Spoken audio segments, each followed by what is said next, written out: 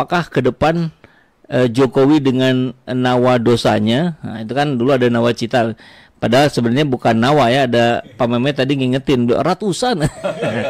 Tapi katakanlah nawacita sekarang jadi nawadosa, ini apakah akan dilindungi oleh Prabowo ya? Karena Prabowo sudah dibantu naik oleh Jokowi, ataukah Prabowo akan punya hitungan lain? Saya sendiri memang harap-harap cemas ini. Ya. Semakin dekat ke tanggal 20 Oktober, ini begitu banyak harapan, begitu banyak keinginan, tetapi saya lihat memang ya katakanlah begini, Jokowi ini kan pendosa ya, banyak dosanya terhadap rakyat, terhadap negara, terhadap bangsa, tapi dia pura-pura nggak tahu lah. Jurusnya itu ya? Jurusnya itu pura-pura nggak tahu.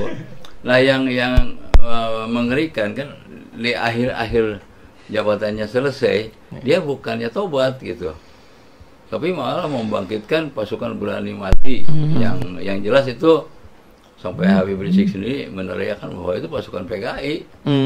Dan banyak para pengamat intelijen yang apa namanya, memang ya bisa dikatakan suhunya ya, itu pun bilang begitu. Dari Bais juga begitu ngomongnya, bahwa ini memang PKI bangkit ini, mau melindungi Jokowi, dan itu pasukan Jokowi ya. Nah, tapi apakah benar ini apa enggak? Nanti kita lihat tanggal 22, kita lihatnya ya. Nah, sampai kalau kita perhatikan di dalam orasinya, Habib Rizik bilang kita harus siap-siap, jangan ganggu mereka. Nah, tapi kalau mereka ganggu, siapin golok. Asah dulu. Asah dulu. Goloknya, ya. Kan ini tegas bahwa katakanlah Habib Rizik menolak adanya PKI. Dan saya kira kita semua juga akan menolak, kecuali kalau keturunannya barangkali ya.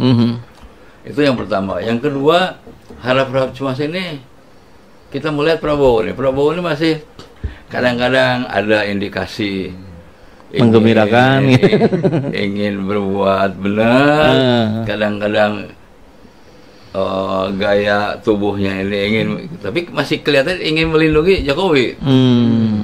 Ini gimana nih? Ini yang masih kita kan nggak tahu hati orang. Ya, apalagi politikus, Pak ya. Oh, politikus, politikus kan pasti nggak bisa dipercaya lah. Tapi di samping politikus, Prabowo ini kan jenderal prajurit, dan katanya, kata teman-temannya nih, sahabat-sahabatnya, kalau sumpah tentara itu nggak pernah dicabut, meskipun sudah pensiun. Tetap dia masih memegang ini. Tapi kalau kita lihat juga, lihat jenderal siapa, Luhut misalnya, Muldoko, jenderal Kardus itu ya, kok bisa juga begitu gitu ya. Jadi sumpah ini bisa di hati, bisa enggak. Nah ini jadi harap-harap cuma segitu, apakah Prabowo memang seberani Pak Harto? Ya kalau kita lihat kan itikat buruk Jokowi terhadap Prabowo ini bukan saja yang terlihat sekarang. Misalnya dari yang yang ramai itu bubu apa, itu kan sebenarnya Jokowi juga ya. Kalau kita dari kubu dia lah, itu anaknya tuh. Dia berpikiran jelek, menghina Prabowo sampai ke ya. Kalau saya sih udah nggak tahan tuh. Pengennya langsung aja sikat tuh. Kalau saya ya, Prabowo kan seorang negarawan, harus dihitung dari segala segi, barangkali gitu ya. Kurang ajar soalnya anak ini. Nah yang kedua, tiba-tiba muncul pasukan berani mati. Ini kan sebenarnya mengganggu Prabowo. Sekarang apakah Jokowi ini tulus membantu Prabowo? Saya kira enggak ya. Ya karena yang di dalam pikiran Jokowi ini gimana supaya dia selamat, anaknya selamat, atau bagaimana anaknya masuk jadi ini dan dia selamat. Nah ini yang barangkali kita lihat secara global, secara umum, bahwa memang Prabowo memang nggak aman juga berdekat-dekat dengan Jokowi. Ya. Kalau saya perhatikan dulu waktu zamannya Pak Soekarno, Yeah. Bung Karno kan presiden tuh. Iya. Memang agak bersih tegang lah dengan Pak Harto, karena kelihatannya Bung Karno nggak suka dengan Soeharto, karena dia bukan barisan dia lah, kira-kira gitu ya. Akhirnya gimana? Bung Karno kan ditahan tanpa diadili sampai meninggal yang sana. Nah, kalau Prabowo sebenarnya tahu bahwa Jokowi itu cuman Memanfaatkan. di bibir aja baiknya, kenyataannya kan enggak. Iya. Ya, dalam berbagai hal itu kelihatan sekali kalau Jokowi nggak suka sama Prabowo ini. Dan tapi Prabowo besar hati, dia digituin juga nggak apa-apa lah. Yang penting jadi presiden dulu lah. Baru bisa ini. Memang benar teorinya, kalau dia mau berbuat buat bangsa harus jadi pemimpin dulu. Dan ini sudah ada di tangan dia. Dan mudah-mudahan aja Prabowo sama dengan Pak Harto.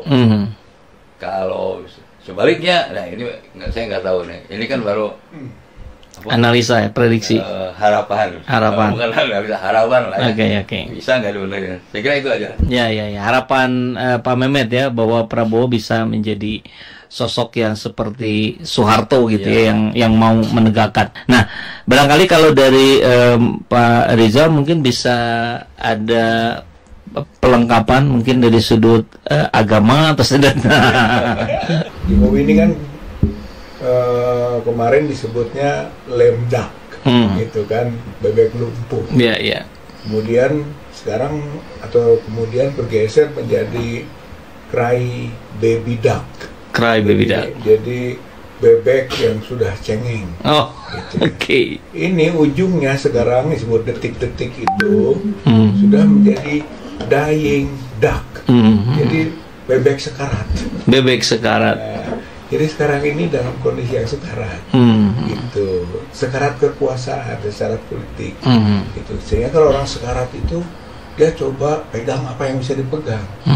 Makanya dalam Islam perlu ditalkinkan. Talkin. Aspek agama ini. Iya.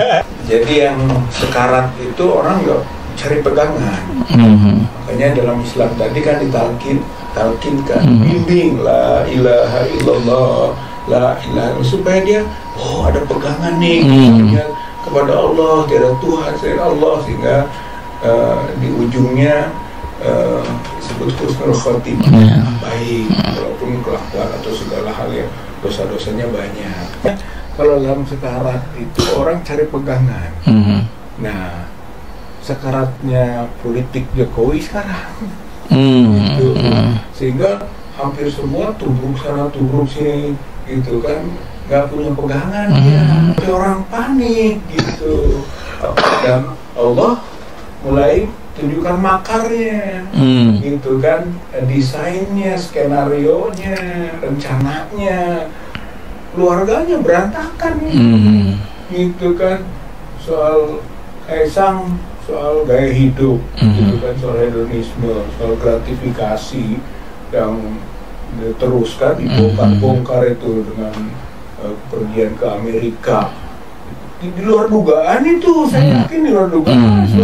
Pulang nyaman-nyaman saja, enak naik dijemput di bandara, kan bawa barang-barang seperti nggak bayar pajak loh. Pasti nggak bayar. Jadi situ juga bisa masuk gitu ya. Itu kan dimasukkan ke mobil kan, tapi nggak melalui pemeriksaan imigrasi gitu, barang-barang itu. Jadi lolos saja, enak saja dia. Tapi ternyata di situ, gitu kan, Allah bongkar borok Gibran, gitu kan, ya sudah nyaman lolos MK 90 gitu, bahwa Allah itu akan membongkar borok seseorang pada waktunya. Nggak bisa dia mengabaikan penglihatan dan pendengaran Allah atas perbuatannya, gitu. Detik-detik kejatuhan Jokowi dan keluarganya, karena dia membangun kekuasaan keluarga, maka kita nggak bisa menyebut Jokowi sendiri, Jokowi dan keluarganya. Nah, soal Prabowo, bagaimana nanti itu sebenarnya tergantung rakyat. Prabowo itu tergantung rakyat. Kalau rakyatnya sekarang gencar dengan celah-celah ini, gitu kan, pintu-pintu yang Allah buka ini, gitu kan, disyukuri dalam arti ditindaklanjuti, gitu kan, dengan langkah-langkah yang nyata. Rakyat harus mensyukuri, gitu kan, pintu-pintu yang dibukakan ini, maka akan makin kokoh. Nanti Prabowo yang abu-abu harus mengambil sikap dia, gitu. Maka mungkin tadi asumsi Prabowo akan melepaskan Jokowi kalau rakyatnya kuat, kalau desakannya kokoh, kalau aksi-aksinya juga masif. Tapi kalau rakyatnya melempem, itu nggak ada aksi, dia akan kembali lagi ke habitat, Pak. Habitat bahwa Jokowi Prabowo satu. Karena walaupun bagaimana Prabowo pasti punya hutang budi kepada Jokowi. Maka nggak sebanding mungkin dengan kasus Fubu Fafa, bisa saja gitu dia menganggap Fubu Fafa bisa diabaikan, itu demi balas jasa ke Jokowi. Kalau rakyatnya diam, kalau rakyatnya tidak bergerak, kalau rakyatnya tidak melakukan aksi-aksi. Jadi kalau menurut saya kondisi sekarat ini, dying duck ini, bebeknya sudah sekarat, rakyat harus bergerak, Pak. Supaya Prabowo punya sikap. Kalau tidak bergerak, mau apa? Prabowo karakternya sudah kita tahu, karakternya pleye-pleye. Saya lihat tidak memperlihatkan prajurit yang tegas. Kalau tegas lebih datonya aja, tapi dalam praktek politiknya enggak, Pak. Itu banyak yang tidak bisa direalisasikan omongan-omongannya. Itu. Jadi kalau saya faktor utamanya rakyat yang bergerak.